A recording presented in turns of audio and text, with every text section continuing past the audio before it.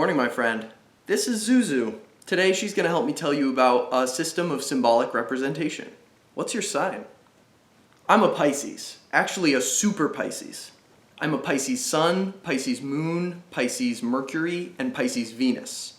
Sagittarius rising. If you don't know anything about astrology, let me translate. At the moment I was born, the Sun, the Moon, Mercury, and Venus, according to what my mother would have seen if she had looked up at the sky at that moment, were all positioned in front of the constellation Pisces. This is what people mean when they say, my Mercury is in Pisces. It's not literally in Pisces, since any of the planets are going to be way closer to Earth than any of the stars. But when you look up at the sky, the planet appears to be within that constellation.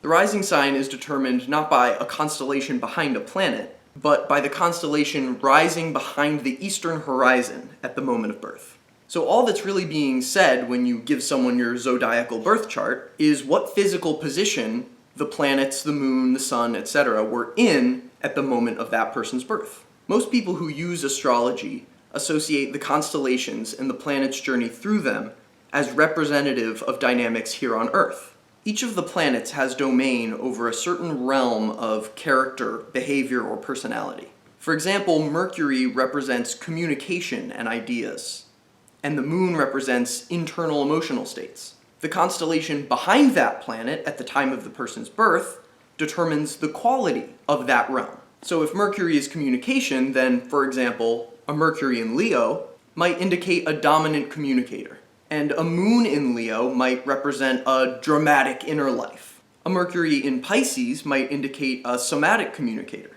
and a moon in Pisces might represent a sensitive inner life. The qualities of the constellations manifest differently depending on which planet they're applied to. I haven't ventured this deep yet, but there are also systems within astrology that can compare your signs and planets to one another and give you more nuance from that. With these methods, people could tell you how your moon in Pisces, for example, is made different by having a Mars in Virgo, for example. Someone whose Mars was in Aquarius might experience their Pisces moon very differently than you do. Okay, but let's take a minute to step back. Does this even work? It certainly doesn't seem like it should. But people who I've witnessed seeing their charts for the first time are usually amazed at how accurate it is. They see their personality represented here in this thing that's only gathering data about when and where they were born. Now, I don't discount the human tendency to find pattern and connection where there really isn't any. But in my case, my chart is so alarmingly accurate, I don't think I could be projecting my expectation or my view of my personality onto these statements. And the more I look at my chart, the more specific information I'm able to draw from it. And so the less likely it becomes that I'm just applying my identity to a very generalized statement.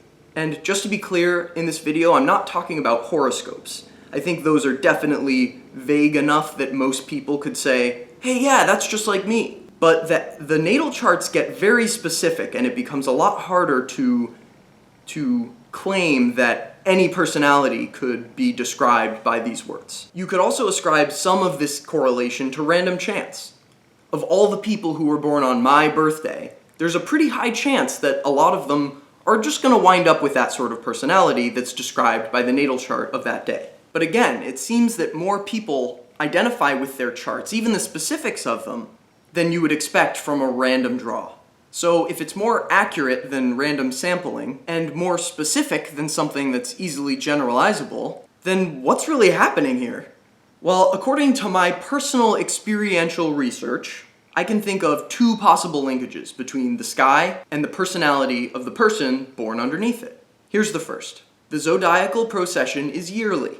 There are 12 signs, and in 1 year, the sun passes through each of them for about a month. So when I tell someone I'm a Pisces, I'm also telling them that I was born somewhere between February 23rd and March 23rd. And we know that the younger a child is, the more susceptible they are to influence and molding. So imagine a group of babies born in December and a group born in July. Would there be a measurable personality difference in a group of children whose first few months of life were cold, yielding to warm spring and growth, versus the group who was born in a hot summer and watched all the leaves fall off the trees and everything ossify in the winter. If the astrological association does have more to do with weather patterns here on Earth than it does with the actual stars, does that mean an Aries born in the northern hemisphere is going to be identical to a Libra born in the southern hemisphere? The yearly cycle we have here on Earth is more than just weather, too. If a child is born in August, 3 years later, they may not be ready to start preschool. But a child born in March of that same year is going to have had a couple extra months before they're starting school. Will these two kids go into their social group with different levels of confidence? With different responses to failure? So this is my first guess. The yearly cycle is marked by the stars, but it might be other aspects of the yearly cycle, closer to home, that create these personality differences. Now, the second linkage I think is possible is admittedly less scientific, but that's okay with me. Science, or more broadly, critical discerning mind, can only get you so far. My second guess about the correlations between the stars and personality is almost Jungian, which I would feel comfortable saying if I had read any of Jung, but I haven't. But anyway, the idea is that the human mind in great part is programmed by culture. For one reason or another, these 12 symbols, these 12 animal energies, have been built into the human mind as archetypes, as mythic archetypes. And it seems to me possible that astrology has less to do with the calendar and more to do with categorizing mutually exclusive, distinct groups of energies that exist in human beings. If you look even briefly at Hermeticism, at Hindu mysticism, or at the I Ching, all of these things are saying that energies run in cycles. And so if there are these 12 mythic images, whether they're inherent to existence or whether they were created by humans, there's a system where in a year, each of these energies gets to be dominant and gets to express itself. And that if this is an underlying rule of nature, period, it makes sense that what the planets would be doing would be the same as what we're doing. You're not surprised when you see a whirlpool form in your bathtub if you've seen them out on the seas. If it's the same principle guiding these patterns and movements, then there doesn't have to be an empirical, direct connection between the stars and the person. They're both just informed by the same flow. This is really my interest in astrology. It's the idea that you can take a discrete number and assign energetic meaning or quality to them, and that anything that exists in this world can be confidently placed into one of these categories. That if there's an interaction or an object or a being or anything, a feeling, an action, that by looking closely at the qualities of that thing event, you can say, oh, this part of it is informed by Pisces, this part of it is informed by Scorpio. And astrology is definitely not the only system that does this. I've spent some time reading about the Tibetan Buddhist 5 wisdom energies. They are 5 discrete categories for categorizing anything, essentially.